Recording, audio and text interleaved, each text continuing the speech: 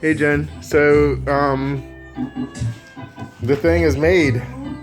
So it's a hollow rectangle that goes around this pan, and this pan is floating a ½ inch above it. And once it's upholstered, that ½ inch will go away and it'll go flush with the top of this pan. It's 3½ inches tall. The rainbow, yeah, yeah. Want you to know.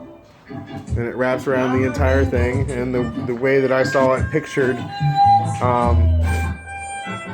was that there was a 45-degree seam or connection right there and everything, but that's your discretion and consideration with Margot if you want to change that. But that's how I understand the project to be, 45 pleats or whatever you want to call it. So that's the deal right now, and yeah, let's figure out tomorrow.